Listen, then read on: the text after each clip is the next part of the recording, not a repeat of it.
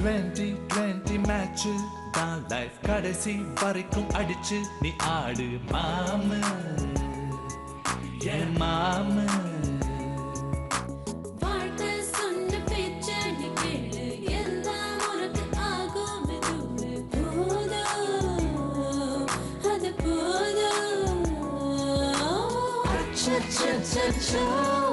ஏதேதோ ஆயாச்சோ அட 5 நிமிஷத்தில் இருந்த இன்பமும் மறந்து போயாச்சோ.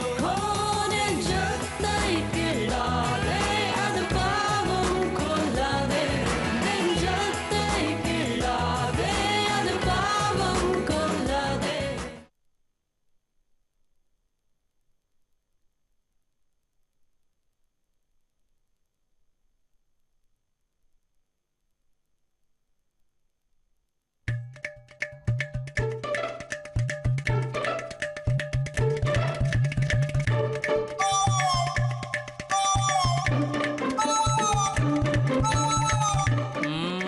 அப்படி போகுதா கதை? நடக்கட்டும் நடக்கட்டும். எனக்கு கல்யாணம் ஃபிக்ஸ் ஆக போகுது. பொண்ணு வீட்டுக்காரங்க வந்து பார்த்துட்டு போறாங்க. அப்புறம் 2 பேங்க் செக் கிளிப்ல ஒரு சைன் போட்டு கொடுக்கணும். 100 rupees பாண்ட் பேப்பர்ல மீ பேரோ வீட்டு அட்ரஸ் எத்தனை மாசத்துக்குன்னு எழுதி கையெழுத்து போட்டு கொடுக்கணும். அந்த அப்போ நான் கிளம்புறேன் சார். மாமையா வர்றதுக்கு 1 வீக் ஆகும். அதுக்குள்ள நீ பணம் இல்லாம கஷ்டப்படக்கூடாதுன்னு தான் என்ன அனுப்பிச்சாரு சார். நான் நாளைக்கு பணத்தோட வரேன் சார். சரி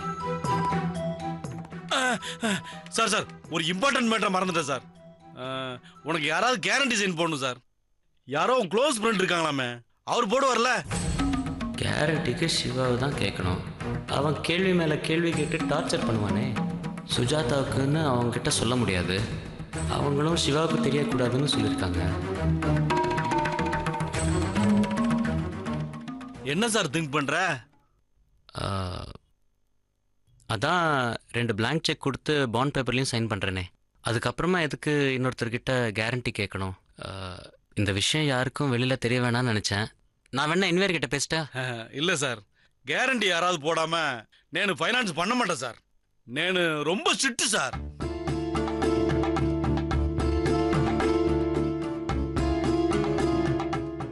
சரி ஓகே.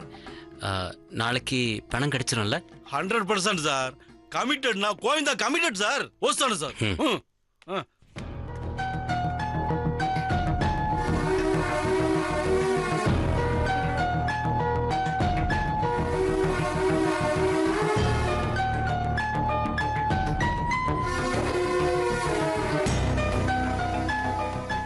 சுஜாதா மேடம் லைன் பிஸியாக இருக்கு. பேசாமல் அவங்க ரூம்க்கே போய் சொல்லிடலாமா? சுஜாதா, எங்க எஸ்பி அக்கவுண்ட்ல இருக்கிற பணத்தை எதுக்கு பிக்ஸட் டெபாசிட்ல போட சொல்ற? இன்ட்ரெஸ்ட் அதிகமா கிடைக்கும்ங்கிறதுக்காகவா? இல்ல இந்த மாசம் உங்களுக்கு எஃப்டி டார்கெட் ஏதாவது இருக்கா? இல்ல அங்கிள், நீங்க முதல்ல சொன்னீங்களே அந்த ரீசன் தான். அதை விட 4% அதிகமா கிடைக்கும் போது எதுக்காக அதை விடணும்? அதனால தான். நேத்து நீ கேட்க சொன்னதா முரளி ஆண்டி கிட்ட கேட்டாரு. ஆண்டியும் வேண்டான்ட்டாங்க. ஆனா ஆண்டிக்கு திடீர்னு ஒரு டவுட், பேங்க் எஃப்டி டார்கெட்டுக்காக நீங்க கேட்டிருப்பீங்களோன்னு. அப்படி இருந்தா போடுறேன்னு உங்ககிட்ட சொல்ல சொன்னாங்க.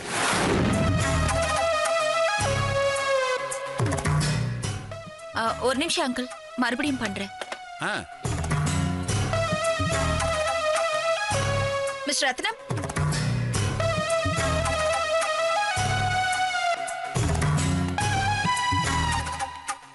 என்ன மிஸ்டர் ரத்னம், போன் பண்ணா எடுக்க மாட்டேங்கிறீங்க, இமெயில் பண்ணா ரிப்ளை பண்ண மாட்டேங்கிறீங்க. நான் உங்ககிட்ட ஏற்கனவே சொல்லியிருக்கேன், உங்க கம்பெனி அக்கவுண்ட்ல ஓடி லிமிட்க்கு மேல நீங்க அமௌண்ட் எடுத்தீங்கன்னா வித்தின் 3 daysல நீங்க அதை ரிட்டர்ன் பண்ணணும்னு. ஆனா 1 month நீங்க அதை பே பண்ணாம அவாய்ட் பண்ணிட்டு இருக்கீங்க. நீங்க இந்த மாதிரி பண்ணீங்கன்னா உங்க கம்பெனிக்கு கொடுத்திருக்கிற ஓடி ஃபெசிலிட்டியை நான் கேன்சல் பண்ண வேண்டி வரும். இல்ல மேடம், பிசினஸ் விஷயமா கொஞ்சம் சிங்கப்பூர் போயிருந்தேன், அதான் கொஞ்சம் டிலே ஆயிடுச்சு. I don't want your excuse mister Rathnam. நீங்க நாளைக்குள்ள அந்த பணத்தை கட்டலனா உங்க வைஃப் பேர்ல இருக்கிற எஃப்டி எல்லாம் நான் லிக்விடேட் பண்ண வேண்டி வரும். ஆல்ரெடி நான் எஃப்டிஸ் எல்லாம் ஃப்ரீஸ் பண்ணி தான் வச்சிருக்கேன். Sorry madam. என்னாச்சு சுஜாதாவுக்கு? 1 minute சொல்லிட்டு திரும்ப பேசவே இல்லையே. இல்ல மிஸ்டர் ரத்னம், நாளைக்கு 1 மணிக்குள்ள நீங்க இன்ட்ரெஸ்டோட அந்த பணத்தை எல்லாம் கட்டலனா I will have to take action. I have no other choices. இல்ல மேடம், நான் என்ன சொல்ல வரேன், நீங்க என்னதான் சொன்னாலும் என்னோட முடிவை என்னால மாத்த முடியாது. எதுவா இருந்தாலும் நீங்க பணத்தை டெபாசிட் பண்ணிட்டு பேசுங்க. சரிங்க மேடம், வரேன் மேடம். Excuse me ma'am. ஆ? மேம் உங்கள் லோன் விஷயமா என்விஆர் கிட்ட பேசினேன். 2 மினிட்ஸ் ஃப்ரீனா பேசலாமா? இங்க எதுவும் பேச வேண்டாம், உள்ள வாங்க. யா. என்னங்க என்னங்க என்னங்க, நான் கூப்பிடுறது கூட காதுல வாங்காம கொக்கு மாதிரி இங்க நின்னுகிட்டு என்ன பண்ணிக்கிட்டு இருக்கீங்க? நீ தானே சுஜாதா கிட்ட ஃபோன் பண்ணி பேச சொன்ன? ஆமா, நான் தான் சொன்னேன், இல்லன்னு சொல்லல. அதுக்காக நான் கூப்பிடுறது கூட காதுல வாங்காம இப்படி நின்னு பேசிக்கிட்டு இருக்கீங்க. இத பாருங்க, யாரோ வந்திருக்காங்க, காலிங் பெல் அடிக்குது. யாரு என்னன்னு போய் பாருங்க. போங்க போங்க. சொல்லுங்க முரளி. கேரண்டிக்காக எந்த ப்ராப்பர்ட்டி டாக்குமெண்ட்ஸும் இல்லாததுனால 4% இன்ட்ரெஸ்ட்னு கச்சிதமாக சொல்கிறாங்க.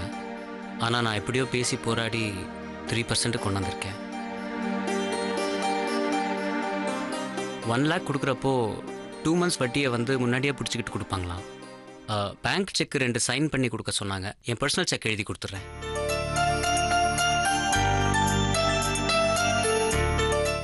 எவ்ரி மந்த் 10th அன்னைக்கு இன்ட்ரெஸ்ட் கட்டிடணுமா? அது மட்டும் கந்து வட்டிக்காரன் டோல்ல சொல்கிறான் மேம். நீங்கள் ஒரு 3-4 மந்த்ஸில் ரிட்டர்ன் பண்ணிடுவீங்கல்ல? ஐயோ ஆமா, கண்டிப்பா. இன்ஃபேக்ட் என்னோட லோன் இன்ஸ்டால்மெண்ட் 2 மந்த்ஸ்ல முடிய போகுது. அது முடிஞ்ச உடனே ஃப்ரெஷ்ஷா அப்ளை பண்ணி நான் உங்களுக்கு கொடுத்துறேன். தேங்க்யூ முரளி. நான் உங்களுக்கு ரொம்ப ட்ரபிள் கொடுத்துட்டேன்னு நினைக்கிறேன். அதெல்லாம் ஒன்றும் இல்லை மேம். ஒரே ஆஃபீஸில் வேலை செய்கிறப்போ எந்த ஹெல்ப் கூட பண்ணலன்னா எப்படி? நாளைக்கு கேஷ் கொண்டாந்து கொடுத்துறேன். I go to my table. Once again thank you very much Murali. It's okay ma'am.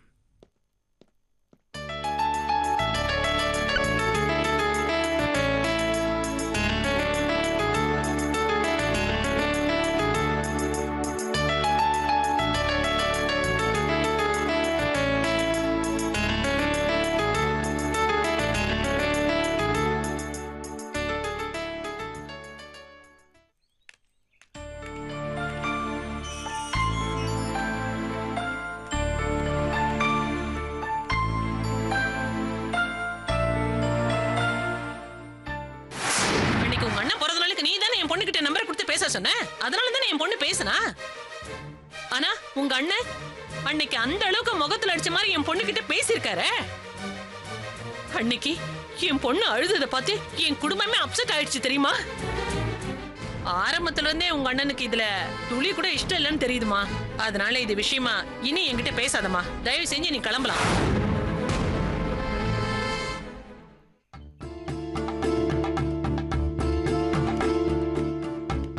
என்ன பிருந்தா இங்கே நின்னுட்டீங்க? உள்ள வாங்க வாங்க.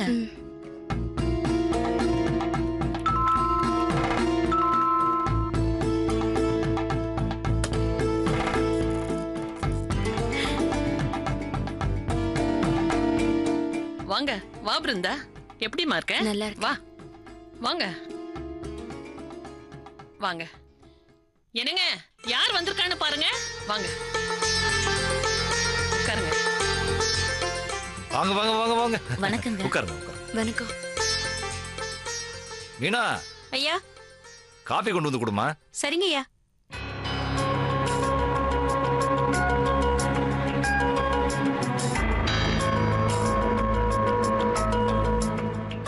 என்னம்மா, அன்னைக்கு நான் பேசினத இன்னும் மனசுல வச்சுக்கிட்டு இருக்கியா? எங்க பொண்ணு கண் கலங்கி அழுதத பார்த்ததும் எங்களால தாங்கிக்க முடியல. அதுவும் 2 நாளா சரியா சாப்பிடல, தூங்கல.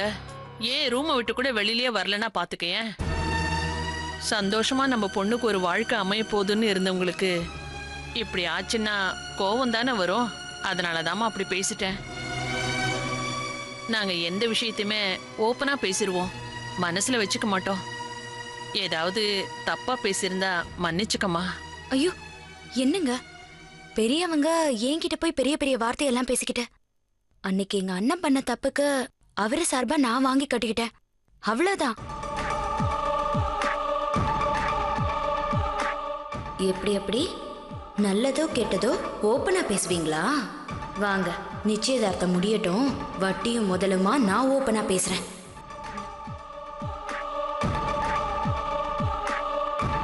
காஃபி எடுத்துக்கம்மா.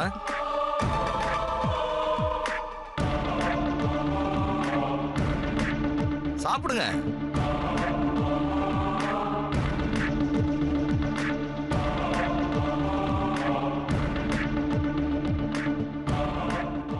அன்னைக்கு நாங்க உங்க பிரதரை பேங்க்ல பார்த்தத வீட்டுல சொல்லிருப்பாருன்னு நினைக்கிறேன். ஆமா ஆமா சொல்லுச்சு. அவரை பார்த்து பேசிட்டு வந்ததும் மனசு ரொம்ப நிறைஞ்சு போச்சு. நல்ல வேளை அந்த சமயபுரத்தை கருணையால ஒரு நல்ல சம்பந்தம் கைவிட்டு போகலைன்னு எங்களுக்கெல்லாம் ரொம்ப சந்தோஷம். அண்ணனுக்கும் உங்களை ரொம்ப பிடிச்சிருச்சு. பெரிய இடங்கிற பந்தா இல்லாம ரொம்ப அன்பா பழகுறாங்கன்னு சொல்லுச்சு. ரொம்ப சந்தோஷம். ஒரு நிமிஷம்.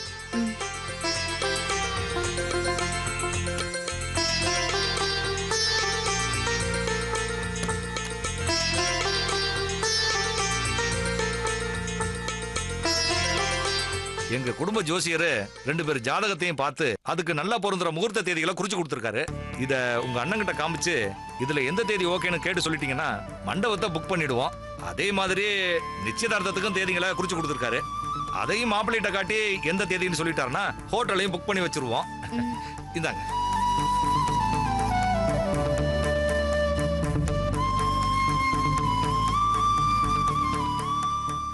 நீங்க நான் சொல்ல போறத தப்பா நினைச்சுக்க கூடாது. அண்ணன் இந்த கல்யாணத்தையே சிம்பிளா கோயில்ல வச்சு பண்ணிக்கலாம்னு தான் சொன்னாரு. உங்களை மீட் பண்ணதுக்கு அப்புறம் தான் அவங்க இஷ்டப்படியே மண்டபத்திலே வச்சுக்கலாம்னு சொல்லிட்டாரு. நிச்சயதார்த்தத்தையாவது சிம்பிளா உங்க வீட்லயே வச்சுக்கலாம்னு சொல்லிட்டாரு. ரொம்ப க்ளோஸ் ரிலேட்டிவ்ஸ மட்டும் கூப்பிட்டா போதும்னு அண்ணன் விருப்பப்படுறாரு. பிருந்தா, எங்களுக்கு இருக்கிறது ஒரே பொண்ணு. கல்யாணம் என்ன தீபாவளி பண்டிகையா?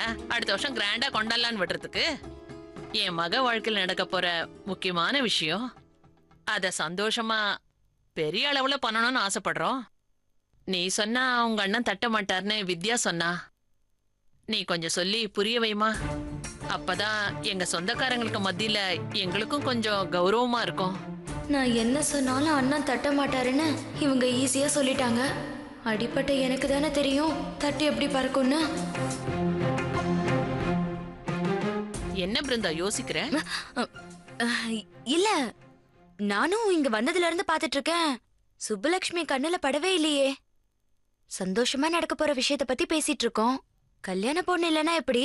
கூப்பிடுங்க. இதோ கூப்பிடுறேன். சுப்புலட்சுமி வீட்ல இல்ல.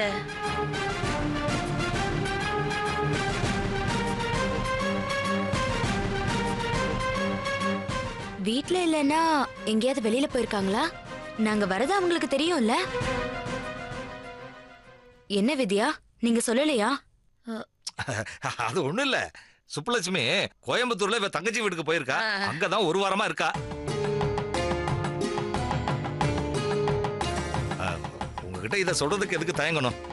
அந்த போன் மேட்டருக்கு பிறகு சுப்பு கொஞ்சம் மூட் அவுட்ல இருந்தா. சரி, ஒரு சேஞ்சுக்கு எங்கேயாவது போனா பழையபடி நல்லா கலகலப்பா ஆயிடுவான்னு தான் அனுப்பி வச்சோம். அங்க ரிலேஷன்லயும் நிறைய பொண்ணுங்க இருக்காங்க. எங்க கிட்ட போன்ல 10 நிமிஷம் பேச முடியாத அளவுக்கு ரொம்ப பிஸியா இருக்கானா பாத்துக்குங்களேன். மத்தபடி உங்க அண்ணனை போய் பார்த்துட்டு வந்த வரைக்கும் சொல்லிட்டோம். எல்லாம் நல்லபடியா முடிஞ்சதுல அவளுக்கும் சந்தோஷம் தான். என்கேஜ்மெண்ட் டேட் ஃபிக்ஸ் ஆயிடுச்சுன்னா ஃப்ளைட் டிக்கெட் போட்டு அவளை உடனே வர வச்சிருவோம். நீங்க ஒன்னும் கவலைப்படாதீங்க. உங்க மருமகளை உங்ககிட்ட பத்திரமா கொண்டு வந்து சேர்த்துருவோம். பிருந்தா, உனக்கு 2 தங்கச்சி இருக்குன்னு சொன்ன. அன்னைக்கு கோவில்ல வச்சு ஒரு தங்கச்சியை பார்த்தோம். இன்னொரு தங்கச்சி கூட சமீபத்துல கல்யாணம் ஆச்சுன்னு சொன்ன. அவளதான் நாங்க இன்னும் பார்க்கல. அதான் என்கேஜ்மெண்ட்ல எல்லாரையும் பார்க்க போறீங்கல்ல. பையனை டியூஷன்ல இருந்து கூட்டிட்டு வரணும். இந்த டேட் விஷயத்த அண்ணன் கிட்ட கேட்டுட்டு உங்களுக்கு இன்ஃபார்ம் பண்றேன்.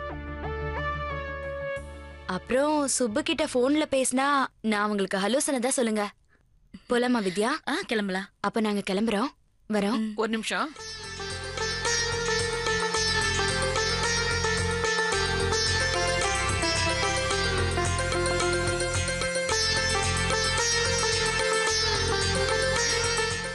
இந்த பிருந்தா, எதுக்குங்க இதெல்லாம்?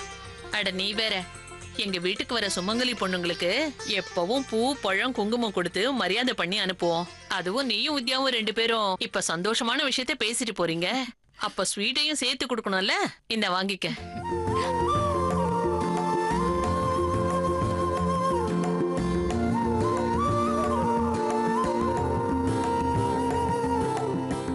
அப்ப நாங்க கிளம்புறோம். சரிம்மா. சரி போயிட்டு வாங்க. வரோம். ஆ.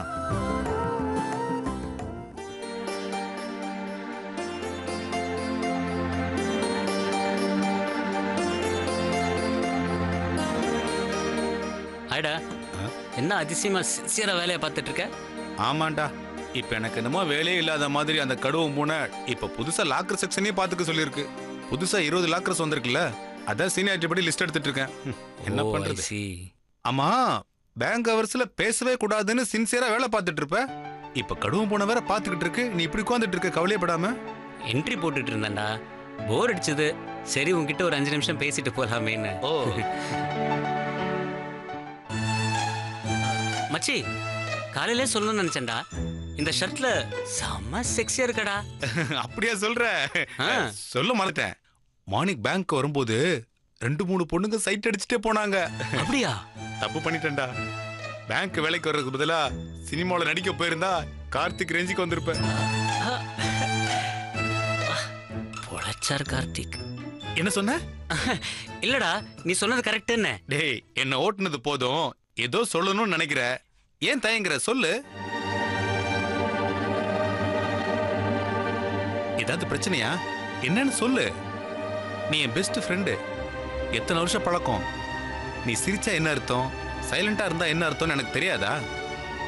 ஒன்றும் இல்லடா, எனக்கு கொஞ்சம் காசு தேவைப்படுது. அதான் என்விஆர் கிட்ட கொஞ்சம் கேட்டு அரேஞ்ச் பண்ண சொல்லியிருக்கேன். போயும் என்விஆர் கிட்டயா? டேய், அவன் சாதாரணமாவே சீன் போடுவான்டா. இப்ப பணம் வேற வாங்கிட்டா ஓவர் ஆடுவானே. இப்போ உனக்கு எவ்வளவு பணம் வேணும்? 10,000 ரூபானா நானே தர்றேன். இல்லடா, ஒரு 1 லேக் கிட்ட தேவைப்படுது. 1 லட்சமா? எதுக்குடா அவ்வளவு பணம் உனக்கு?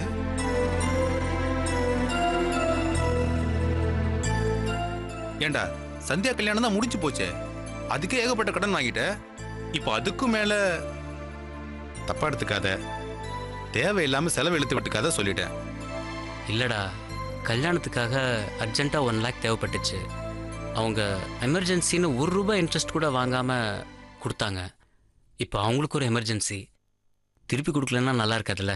அதான் என்விஆரை கேட்டு கொடுத்துடலான்னு நினச்சேன்.